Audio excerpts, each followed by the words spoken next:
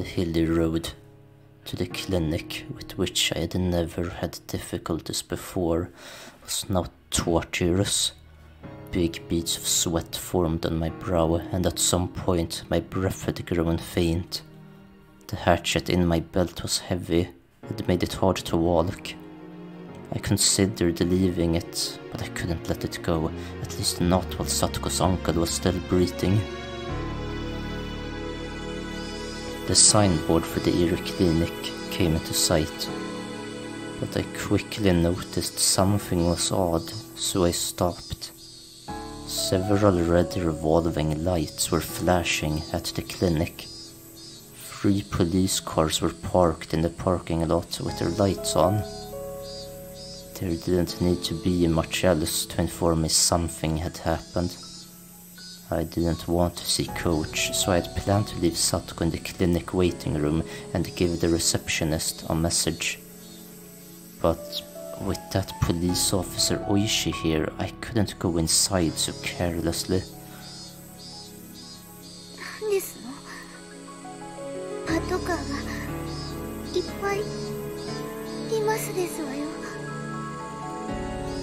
I gently put Satoko down in the shade of the thicket.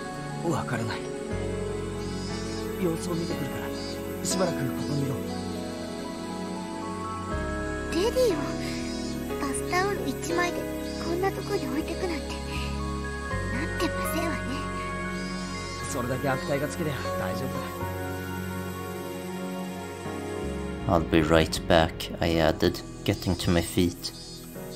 Cautious of my surroundings, I hid myself behind a car and got closer to the officers grouped at the clinic's entrance. I overheard an officer wearing a necktie, probably their leader, and a white-robed doctor having a discussion about something. The doctor didn't seem to be Coach. It was one of those who Coach told me to make the tea yesterday. じゃあつまり最初に見つけたのは朝当番のあなただったと。それでどんな感じだったんです？事務室の所長席のソファーに座って居眠りをしているように見えました。で、机の上に水差しと空き瓶になった睡眠薬があったんで、あなたはすぐに睡眠薬で自殺したんだと考えたと。それで高熱と瞳孔の拡大に重度の意識障害も見られました。睡眠薬中毒の典型的な重症例だと思いましたので、直ちに対応に入りました。警察も救急も呼ばずに？ここは病院で私は医師です。生命が危険な状態にあるなら直ちに治療して当然です。ああ、まあいいからいいから。それで呼吸が不正常だったので人工呼吸を施しました。合わせて呼吸刺激薬を投与。効果が出なかったので人工呼吸器の準備をし。ああ、はいはい。それでつまりいろいろ頑張ったけど結局ダメだったと、そういうわけですよね。通報は死んでから直ちに？はい、救うことができずとても残念です。 Just then, a radio in one of the police cars started to buzz, producing a broken, mechanical voice. こちら本部、こちら本部。小宮山さん、聞こえますか？どうぞ。もしもし、小宮山です。ああ、お疲れ様です。睡眠薬での自殺みたいですね。遺書の類はなし。Suicide? What the heck were they talking about? Someone had committed suicide at the clinic. But who? I wished Takano-san dead, and she died the next day. And yesterday I wished Coach was dead. Then, could he have... 普段から睡眠薬を常用していたとかは？あまり知りません。日頃疲れたとか死にたいとかそんなこと言ってました？入江先生は普段からああいう性格でしたから、とてもそんな風には。So, I was right. Iiri-sensei They were talking about Coach. Coach killed himself. Why would he do that? There couldn't have been any reason he wanted to die. The only reason that came to mind was that I wanted him dead. This world was insane. If I wanted someone dead, they'd die.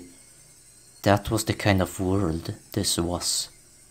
Then, what about Oishi? What happened to him? If people really died because I wanted them to, then something should have happened to him too. そちらに応援が向かいました。課長からそちらは応援に任せて大石社の捜索に戻るとのことです。了解しました。じゃあすいません。こっちに今応援が来てるそうですから、現場はこのままにしておいてください。おい、行くぞ。The officers nodded and split up into the patrol cars. Did they just say searching for Oishi's car? Searching for his car. That meant he had gone missing. Takano-san, Coach, and Oishi. When I wished for it, the very next day they disappeared.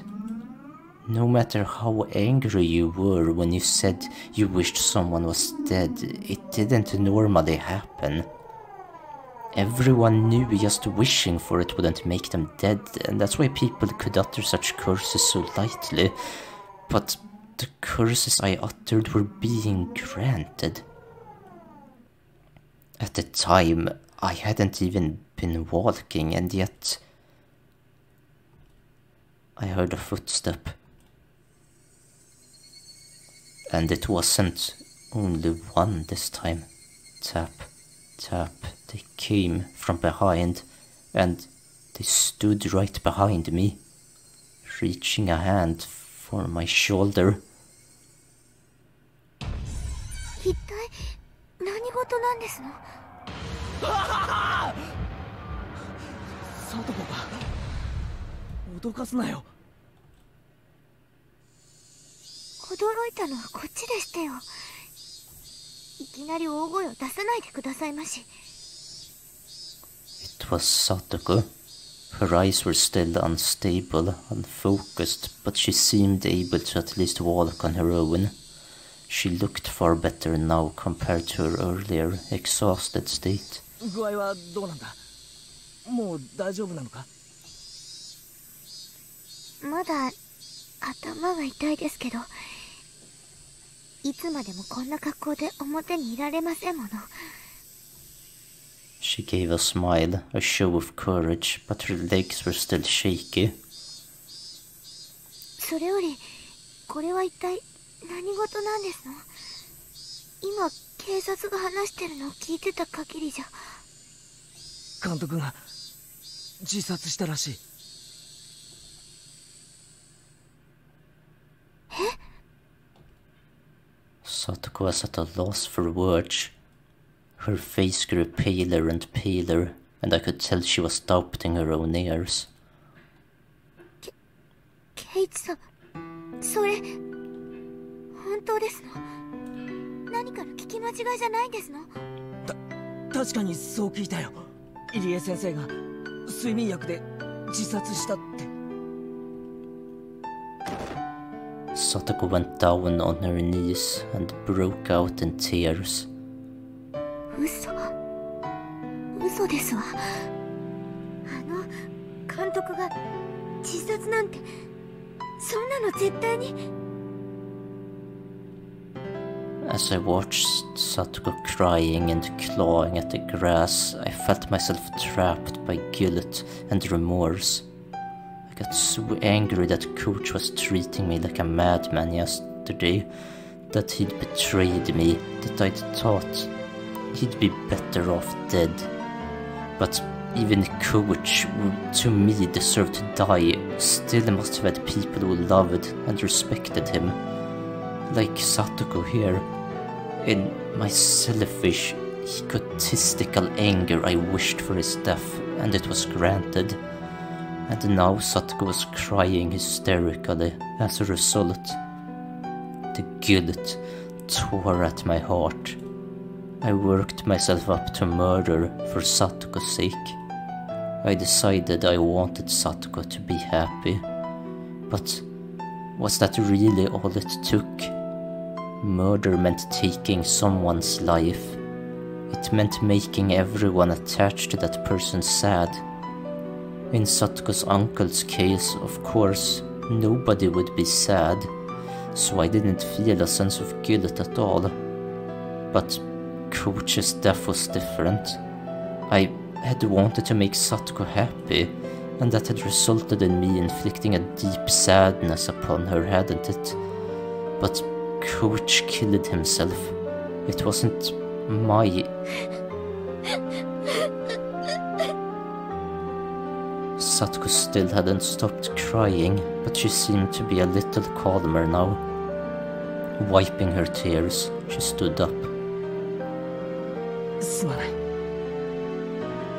And the only thing I could think of to say to her was an apology. どうして謝りますね。昨日監督と喧嘩して、お前なんか死んじまえって呪ったんだ。呪ったから本当に死んじゃって。Satoko looked at me dubiously for a few moments. Eventually her expression softened as she interpreted my words in her own way. 圭一さんのせいではありませんわ。監督も大人ですもの。自分の命を捨てるに値する都合があって悩んだ末に選んだんですもの。誰のせいでもありませんわ。She smiled a little, trying to comfort me. いつまでもこのままでいたくありませんわ。服が欲しい。いいのかよ。診療所に行って見てもらった方が。服を着てから見てもらっても別に死にはしませんわ。Satoko readjusted her bath towel and started back along the path. Her stride was wobbly, and it didn't look like she'd recovered as much as she let on. At first, Satoko tried to go back home, but it was the time of the morning when people were going to school and to work, so after seeing people walking around, she thought better of it. She must have been pretty embarrassed, wearing only the towel. 理科のうちに行きますわよ。私の服あるはずですから。どうしたんですの、圭一さん。Satoko noticed how I was hanging my head and spoke to me.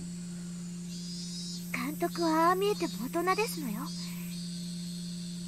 圭一さんと喧嘩したくらいで自殺するような人ではありませんわ。自分を責めるのをおやしなさいませ。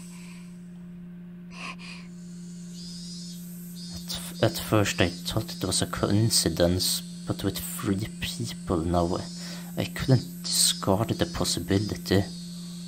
There was no such thing as impossible in this world. この数日おかしいんだ。何がですの。Satoko seemed to be having trouble breathing, but she still tried to listen to what I had to say. おとといの綿流しのお祭り、お前は途中で帰ったから行かなかったんだよな。そして俺は祭りに行ってみんなと遊んだ。らしいですわね。あの時は取り乱して申し訳ありませんでしたわね。Satoko remembered how she blew up at me in the classroom yesterday and bowed to me a little. 実は俺祭りに行っていないって言ったら信じるか。 Satoko looked at me, confused. She couldn't help it, of course. 信じられるわけありませんわ。何を今さら。 She 信じられるわけありませんわ。 smiled. だって She あの時は取り乱して申し訳ありませんでしたわね。 said, 信じられないだろ。信じられないのは俺も同じなんだ。だって俺は祭りに行っていないのに、俺が祭りに現れてみんなと遊んだって言うんだ。こんなの信じられるわけないだろ。それ本気ですの？ああ、綿流しの夜からおかしいんだ。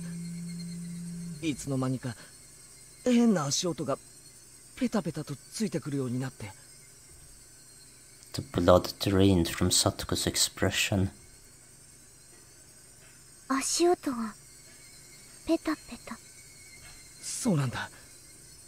最初は気のせいだと思ってたけど、ずっとついてくるんだ。多分今もついてきてる。里子の足音と混じってよく聞き分けられないけれど。 Satoko took a long and hard look at me. Maybe she was doubting my sanity. Coach did the same thing. I mean, why wouldn't he, after telling him this?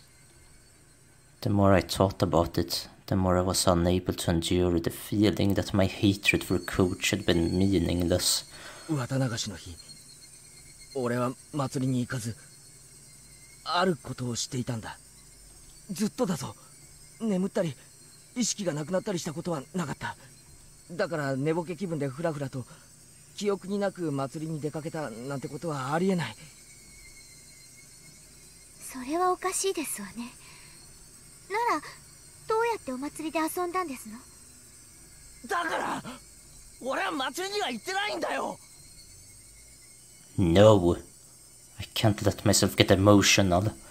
If I get agitated now, that'd be like proving that there's something wrong with my head. あ、ごめん。みんなが信じてくれないんで、つい。圭一さんがそう言うなら信じてあげますわ。それで？あの夜高野さんに会ったんだ。それで見下されたと思って、俺は心の中で念じたんだ。お前なんか死んじまえって。高野さんってどことなくそういう雰囲気がございますものね。その気持ちわからなくもありませんでしたよ。高野さんが死んだの知ってるか？昨日の話だ。どこかで焼け死んだらしい。それ本当ですの？死んだんですの？俺が死ねと願うと次の日には死んでるんだ。それから警察の大石ってやつも知ってるか？ムカつく太った刑事みたいなやつ。 Satoko nodded a little. さっき警察が話してるのを聞いたんだが、どうもあいつ行方不明になってるらしい。実は昨日あいつにも死んじまえって念じてたんだ。それ本当の話ですの？嘘じゃない。俺だって信じたくないけど本当の話なんだ。高野さんも監督も大石も俺が死ねと念じたら本当に死んでしまったんだ。 For a little while, Satoko was at a loss. A long silence ensued.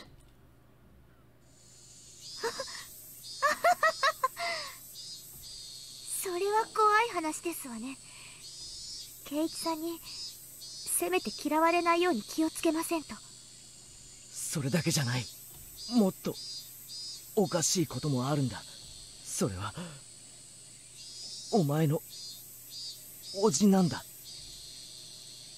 おじさまの話はやめてくださいましな。昨日いたんだろ、お前の家に。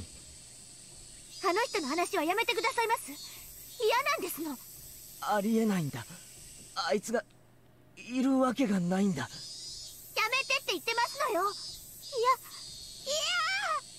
あの男が綿流しの夜以降いるわけがないんだ。だっていやことはもう嫌なんですの。俺が殺したんだ、この手で。 Even the Kikadas stopped crying. Her face was streaked with tears, and it stiffened even more as she looked at me in disbelief.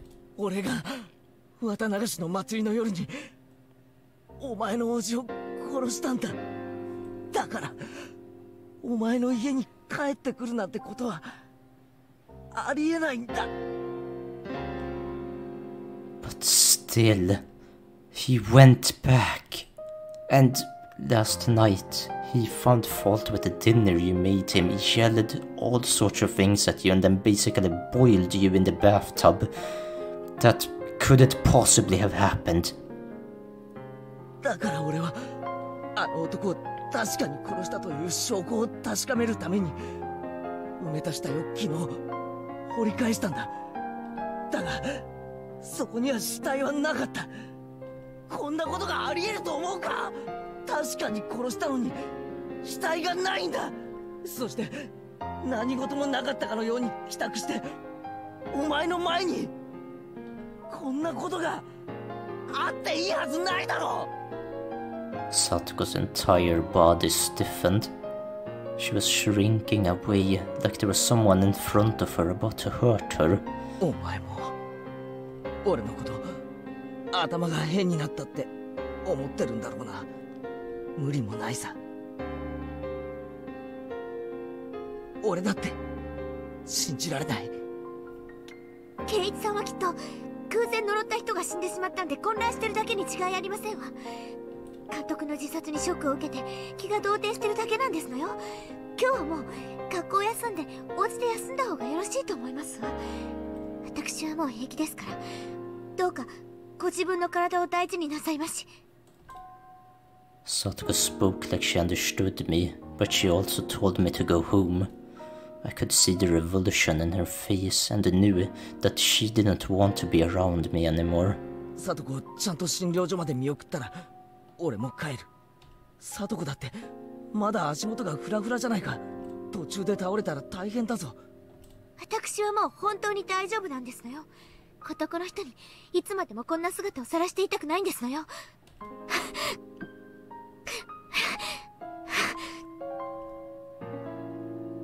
She wobbled up the shrine steps looking like she was about to fall.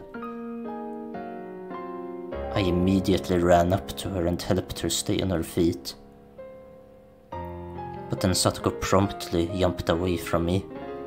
That outright reaction hurt a lot. Once she got to the top of the stairs, her breathing was ragged, and she wasn't even looking at me.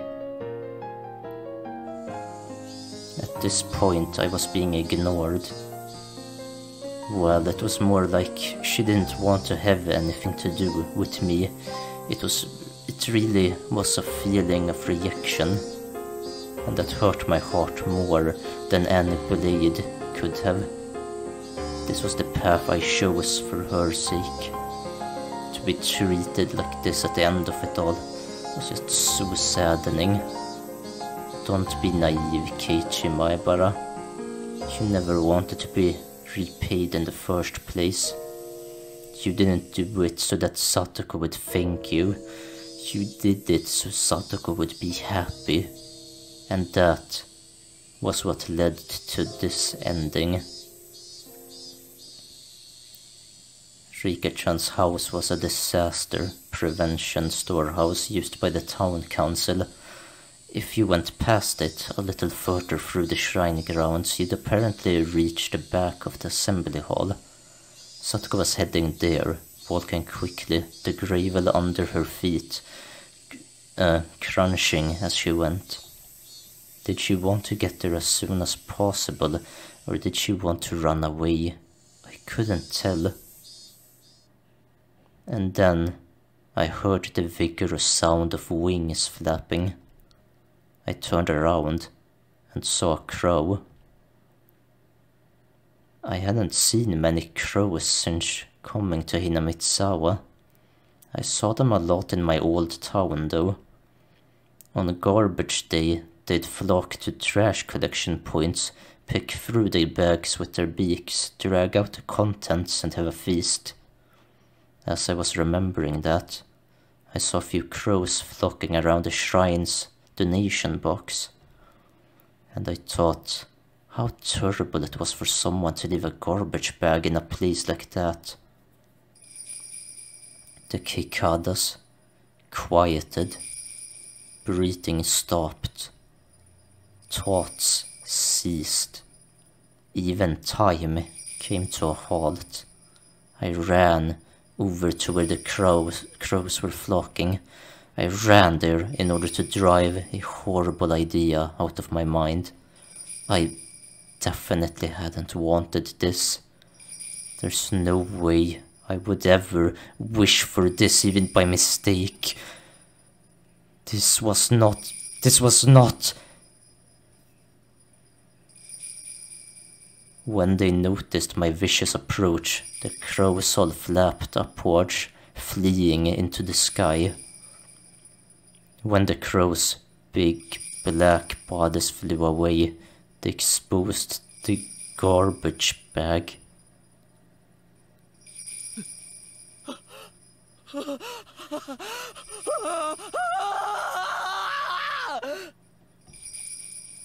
What had I seen there? The scream had escaped from my throat before I understood what I was looking at. What was this? Satoko came over as well, realizing something had happened, and she looked over my shoulder. Then she screamed as well. This wasn't... The garbage bag was crimson, dyed in fresh blood. Enough of this stupid roundabout way of saying it. That's right, yes, it was Rika-chan, our friend, Satoko's best friend. Always easygoing, clever as a cat, but so cute you couldn't hate her. Our friend, Rika-chan, she was... Rika-chan was stark naked. She was face up, limp sprawled. Her eyes were like glass, just staring up into the sky. And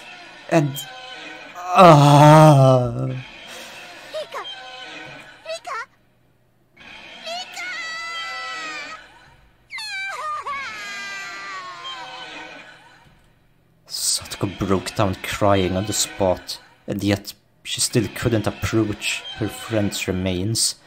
The crows had gotten through the garbage bag and dragged out an apple peel and spread it all over. No, crows, they couldn't do this.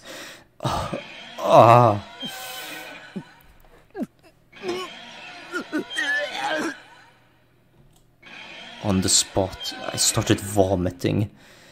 The sour taste became a bitter one as I threw up over and over again.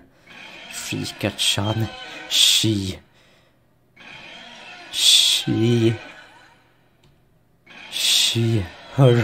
her stomach was cut wide open, vertically, completely open.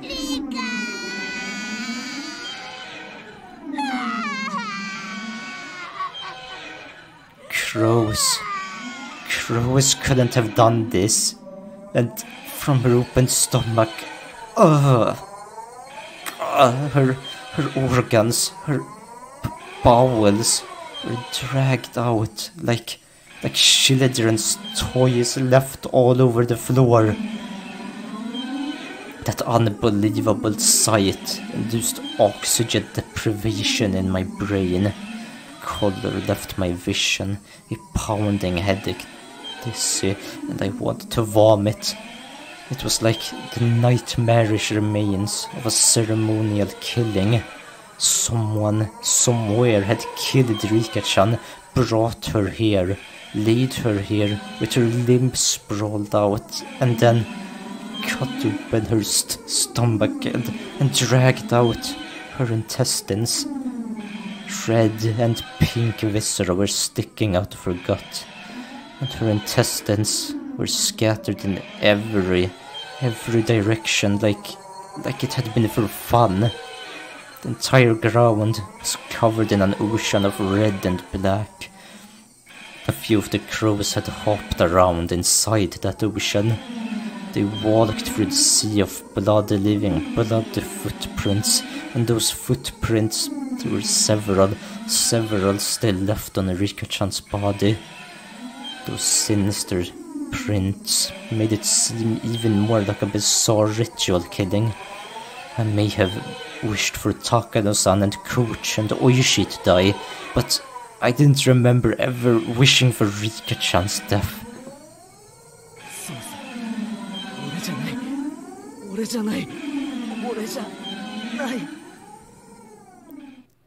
I stumbled backwards, then stepped on a newspaper. A newspaper in a place like this? The newspaper was what was covering my hatchet. I had kept it wrapped up and on my belt in order to carry Satoko, and that newspaper had fallen off. Sheesh, don't scare me like that. I bent down to pick it up, and then Satoko looked at me with such disbelief as I'd never seen, and froze. She was looking straight at me, at the hatchet on my belt.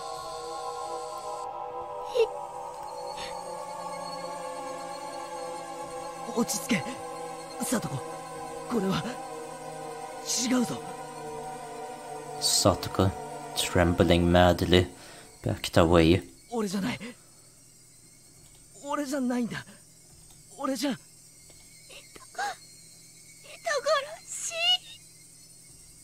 She didn't care at all that she was exposing herself through the towel. She just trembled and tried to step back from the demon in front of her.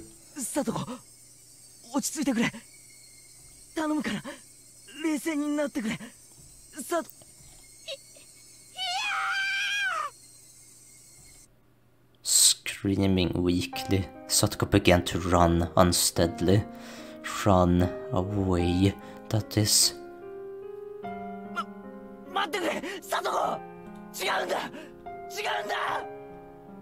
The way she ran away, it was so weak, so slow. So if I wanted to go after her, I could have caught up. But if I tried to grab Satoko's shoulder or something right now, she might actually go crazy. So I had to follow her and try and clear this up. Takano-sanを殺して、監督を殺して、大石さんも殺したんでございましょう。おじさまを殺そうとして、リカまで。人殺し！違う！俺じゃない！俺は殺してなんかいない！何を言ってるんですの？あなたさっき自分で言ったじゃありませんの。死ねって、死んでしまえって。それでみんな死んでしまったんでしょ？俺は死ねって思っただけで別に自分で何をしたか記憶に残っていないんでございましょう。そんな人の話なんか信用できるわけありませんわ。人を殺した時の記憶が欠落してるだけなんじゃありませんの。いや、記憶がないふりをしてるだけなんじゃありませんの。第一、そのナタは何なんですのよ。説明してごらんなさいな。これはほら圭一さんは殺人鬼じゃありませんの。どうしてですの？ちょっと意地悪だったけど楽しくて優しい、一度は本当のニーニーかもしれないとまで思ったのに、どうしてそんな風になってしまったんですの？ I might have been able to slowly answer each one of Satoko's questions at a time, but in this situation, explaining my innocence in such a short period of time was impossible. I mean, I didn't even know if I was really innocent anyway. At the very least, I killed Satoko's uncle. There was no body, but I killed him, without a doubt. At that point, I was far from innocent, and I wished Takano-san, Koichi and Oishi were dead, and that curse of mine was granted. When I wished for Takano-san to die, I didn't think of it as anything more than a normal thing you'd say to someone you didn't like. But then she actually did die, and I realized that if I wanted people to die, they would. And hoping it would happen again, I cursed Koichi and Oishi to the same fate. So, even ignoring Takano-san's death, Koichi's and Oishi's were completely premeditated crimes. Was I a killer, just like Satoko said? Was I unable to distinguish between illusion and reality, and turned into a demon without remembering it, becoming a killer who carried out Yashiro-sama's curse? No, that couldn't be. It was impossible. Oh, damn it! The very word impossible was impossible in Hinamizawa right now. How many freaking times have I said that word this past 3 days? Satoko had started crying again. I was walking unsteadily. At first it felt like she was still running, but now it's like she was walking away crying from someone bullying her.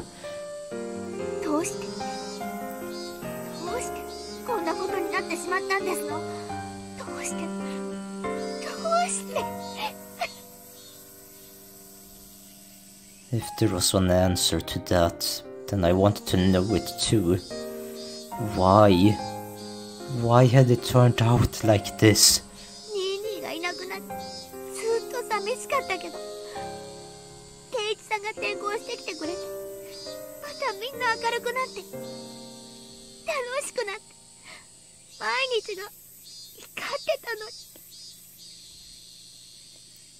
Yeah, she was right.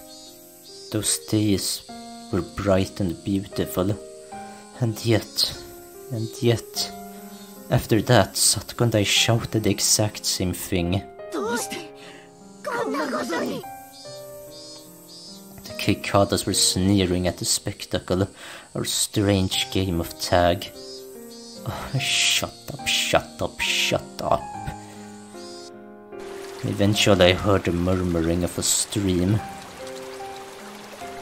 The forest parted and a suspension bridge appeared. Satoko was crossing dangerously, wobbling as though she might fall at any moment. And when I stepped onto the bridge, it swayed a lot, causing Satoko to stagger and fall on the spot.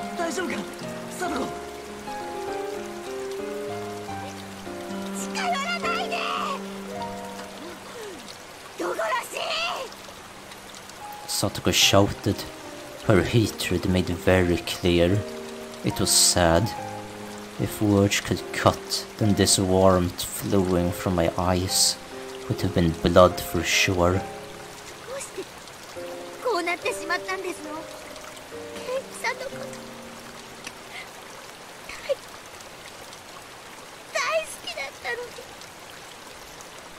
I wanted to go up to her and give her a hand, but the distance between us was uncrossable. If I got any closer, Satoko would start shouting again, and say things that would hurt me deeply again. So I couldn't approach any closer than this. Satoko, 俺にもなんでこうなったかわからないんだ。でもこれだけは言える。リカちゃんを殺したのはそれだけは絶対に。いい加減なこと言わないでほしいですわ。自分の記憶にも自信が持てない人が何を言ったってどう信じればいいって言うんですの。I tightened my hands into fists. This was mortifying. I wasn't crazy. Hinamizawa was crazy, ever since I wandered into it, lost, on that one night. This insane world, where I was at the festival when I wasn't, and the uncle I killed was alive. Where death would come just by wishing for it. It was this world's fault. Mion and Reina started acting strangely, like they were possessed by something too, and Koichi wouldn't believe anything I had to say. And even Satoko, who I shouted, who I should have protected, was yelling at me like this. Was the price for killing a man supposed to be this high? Was I really going to be forced to stay in such a bitter world? I did the right thing. At least I wanted to. So then, why? I hated it every time I asked why. The day Satoko and I enjoyed in peace went so wrong. Satoko, 信じてくれ。俺は人殺しじゃない。では、そのナタは何なんですの？納得のいく説明はできまして。このナタが怖いのか。じゃあ捨てるよ。それなら安心だろ。Satoko didn't nod, but she seemed to be in agreement with that proposition. I clumsily took the hatchet out of my belt, then dropped it over the side of the bridge into the stream below. 捨てたぞ。これで話を聞いてくれるな。武器を捨てたくらいで気を許すと思いまして。圭一さんほどの方なら私を捨てて締め殺すなんて簡単でしょうに。Like hell I would. Ever want to kill Satoko? You idiot. じゃあどうしたらいい？両手を頭の上で組んだらいいか。そうですわね。両手を頭の上で組んで後ろを向いてくださいます。It was a cunning plan, much like the ones she used during club activities. Putting my hands on my head and turning away would mean I couldn't attack Satoko very easily. I immediately acquiesced to her request, since it would make her feel better. これでいいか。俺の話を聞いてくれ。Satoko stood up, then carefully approached me from behind. And then, she actually came right up behind me. She was so close, and yet I was so sad that I wasn't allowed to turn around. 圭一さんが悪くないのはなんとなく薄々分かっていましたわ。え？多分あなたは何か悪いものに乗り移られただけなんですの。さっきまでは圭一さんが殺人鬼なんだと思ってたけど、あなたの目を見ていたら I could hear that Satoko was still crying, but her voice was gentle just the same. 圭一さんが人殺しなんかするわけがない。圭一さんの体を何か悪いものが乗っ取って悪事に駆り立てただけ。 Was she speaking literally right now? Or was she trying to admonish me? I couldn't tell. 思えばひょっとするとあの人たちも圭一さんと同じものに乗り移られていたのかもしれない。あの時は殺されるとしか思わなかったから、そこまでは考えが及ばなかったけど、今ならわかる。あれは乗り移った何か悪いものの仕業だった。サトコ、何の話だ？ It was less like she was talking to me, and more like she was talking to herself, like she was confessing at my back. 分かってるんですの。私、身に覚えがないわけじゃないんですのよ。Satoko's voice started to become mixed with sobs. Her pained voice tore at my heart, but I didn't know what Satoko was talking about. 西宮殿の屋根によじ登ったことがありますの。何年も前のことですわ。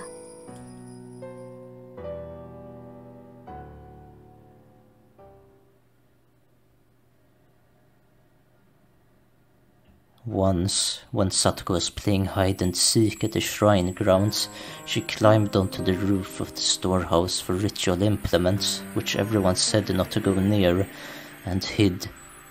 Then Satoko saw that she could get in through a window meant for ventilation. For Satoko, The word curse was plenty scary, but she was more curious about what was inside the unknown storehouse.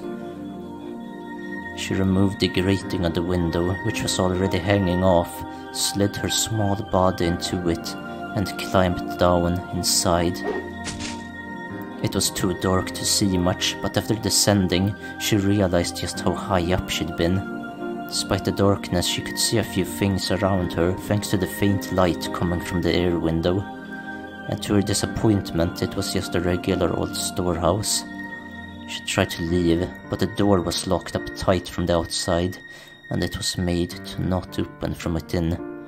She would have to go back out through the ventilation window she'd come in from. But the window was high on the wall, and there was no way she would be able to climb back up. Satsuko desperately tried not to cry and racked her brain thinking of a way to get up there. There were a lot of birdcage-looking things hanging by chains from the ceiling.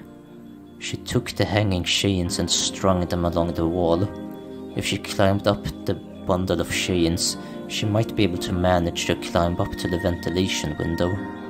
There was nothing else she could do, so she had to try. And try she did. It was dark and creepy, and she didn't want to stay there forever. The more she thought about that, the more she panicked. She climbed the bundle of chains. Satsuko could hear the clinks and clangs of everything creaking under her weight. And then, just as her hand reached the window, one of the metal fixtures she'd used to stick the chains on the wall flew off, and the chains all began to pull loudly and furiously every which way. Spurred on by the sounds behind her, she managed to get back onto the roof from the window. Because of the weight of the flailing bundle of chains, the other fixtures broke. And then, one of the big bird cages hanging from the ceiling fell to the floor with a huge noise. Under it was an image of Oyashiro-sama, his vessel, and the cage took off one of the arms, then trapped some other implements beneath it. It didn't take very long for her to grow scared of what she'd done. The deafening noise could be heard from the rest of the shrine grounds. A few other children heard it and gathered around, and of course, Rika was one of them. Then, Rika's father, the shrine's priest with an angry look, ran over, and then, as for what happened next, it was painful to remember. The only one who knew where Rika's parents kept the key to the ritual storehouse was Rika, so he scolded her, saying that this happened because Rika pulled a prank and hid me in there. He was very angry and menacing. Just looking at him was enough to frighten anyone. He exposed Rika's back to a strangely shaped ritual cane or something and struck her with it several times.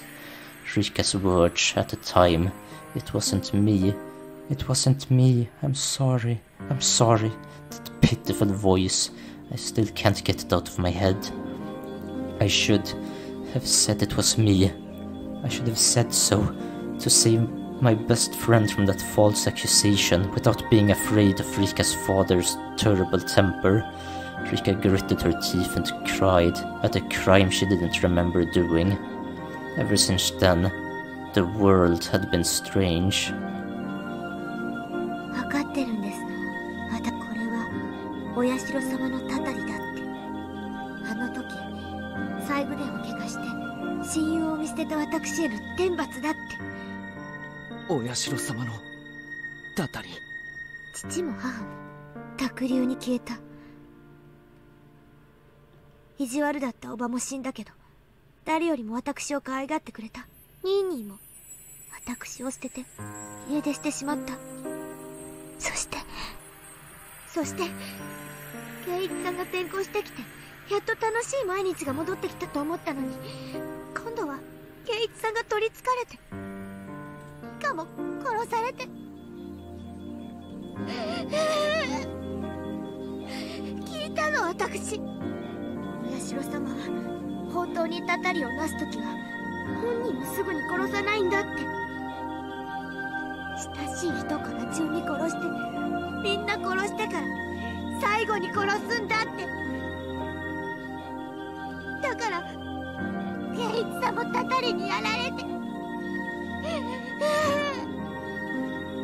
と今度はレナさんやミオンさんがたたられてしまうんですわ。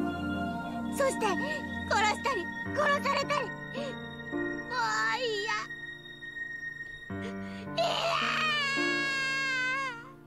落ち着けよサトコ。タタリなんかない。誰もお前をいじめたりなんかしないって。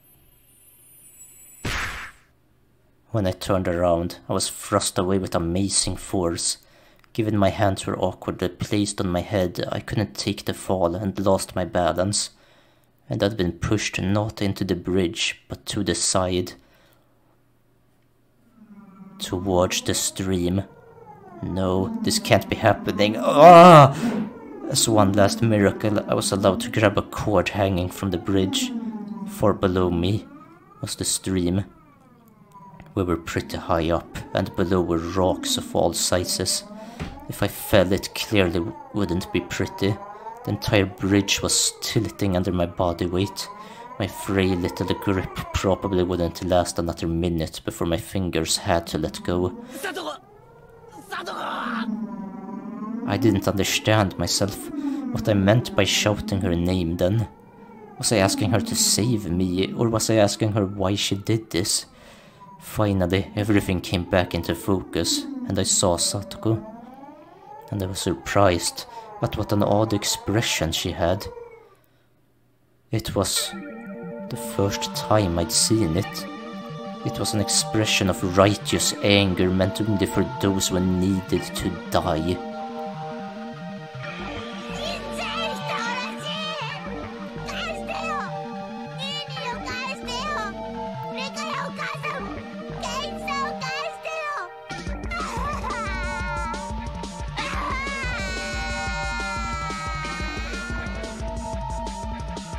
As she screamed, she jerked the bridge to and fro.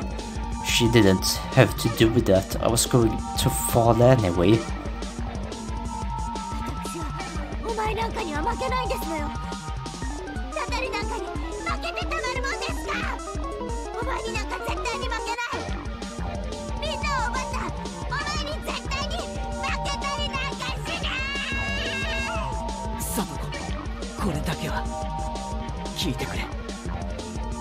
I don't know what my face looked like at the time, but it seemed like it was enough to quell Satoko's agitation. 俺のしたことは確かに褒められるものじゃない。いや、いけないことだったかもしれない。だが、お前に幸せになってほしくてしたそれだけは信じてくれ。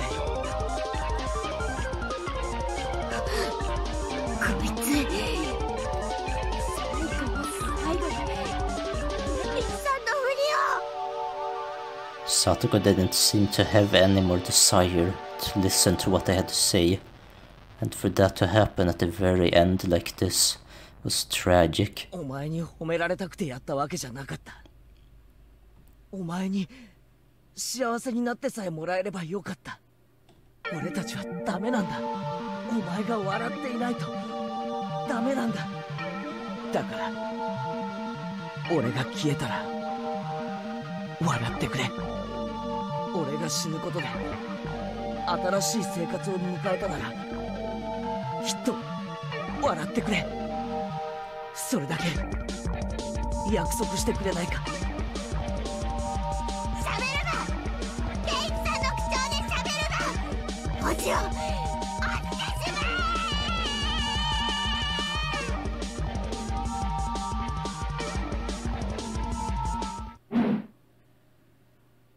And those were the last words Satoko ever said to me.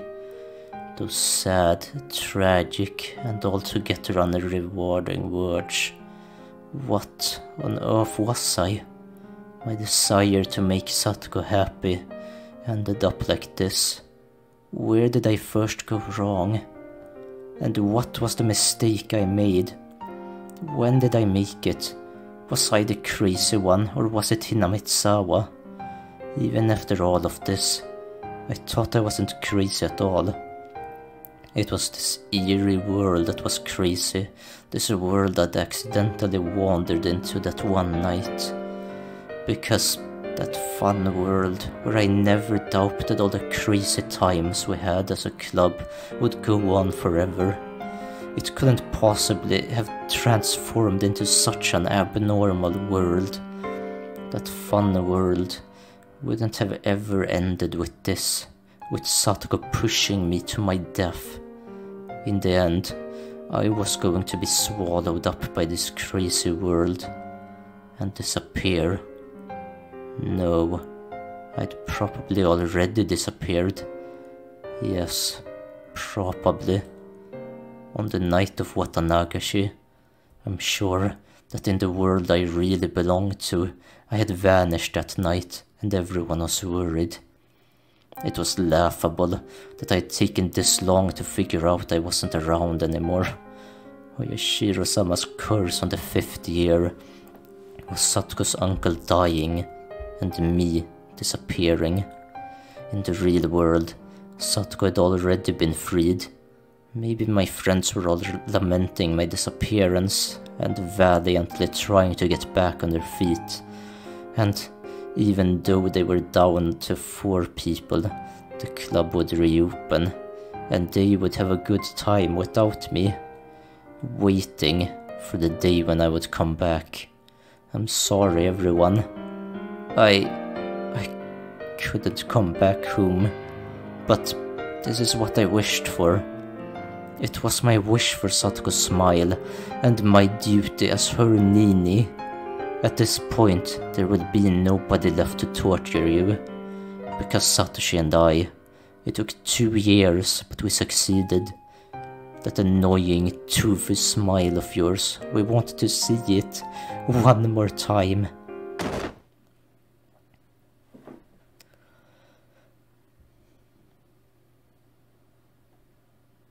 My pain wasn't gentle or merciful. It was a sharp pain, violent, powerful and ruthless. What little compassion I had receded in the span of a moment. And now I could die. I could say goodbye to this insane world. Farewell, crazed Hinamitsawa. Thanks for giving me the psychic power to kill people whenever I wanted. If you'll still allow it, I'll wish for one last thing. The death of this very world, of this crazed Hinamitsawa. So that nobody would ever again have to find themselves lost here again.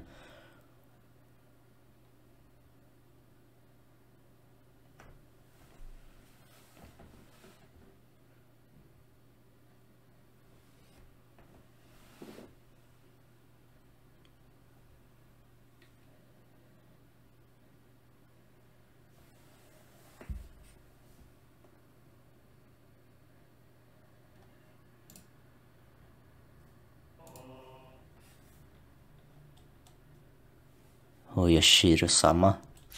Nobody really knows what characters to use to write Oyashiro-sama.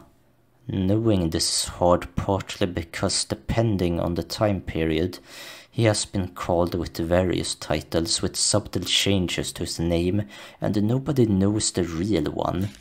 The only thing all time periods agree on is that the 4 syllables O, Ya, Shi and Ro are always used. There's a theory stating the shrine or Yashiro dedicated to Oyashiro-sama itself became an object of worship, and that people began calling it Oyashiro-sama or Lord Honorable Shrine, but this doesn't make a bit of sense. I don't know whether this is related, but people say the Furude family, the most respected bloodline in terms of worshipping Oyashiro-sama, actually inherited his blood. And in the legend, the Furude family passed down, if for 8 generations in a row the firstborn child is a girl, the 8th daughter will be the reincarnation of Oyashiro-sama. If we go by this legend, the characters used for Oyashiro-sama's name should be O for honorable, Ya for 8, and Shiro for generation. These character assignments are simply something I've thought up. There's no way to verify it. If this is true, then Oyashiro-sama would have been named as such, under the assumption he would come again. The second coming of an object of worship can be seen in several religions, so this isn't unusual.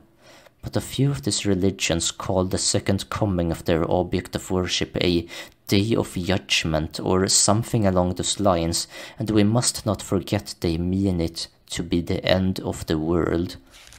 Rika Furude, pampered and loved dearly by the elderly folk in the village. The rumors say she's the 8th generation, and Oyashiro-sama. I do not know the family tree of the Furudes, but at the very least I can confirm that for the past 2 generations the first child has been a girl. Rika Furude watches over Hinamitsawa. If the village were to lose her protection, what would happen? Would peace between man and demon be lost? Would it once again create a hellish landscape where man-eating demons run rampant?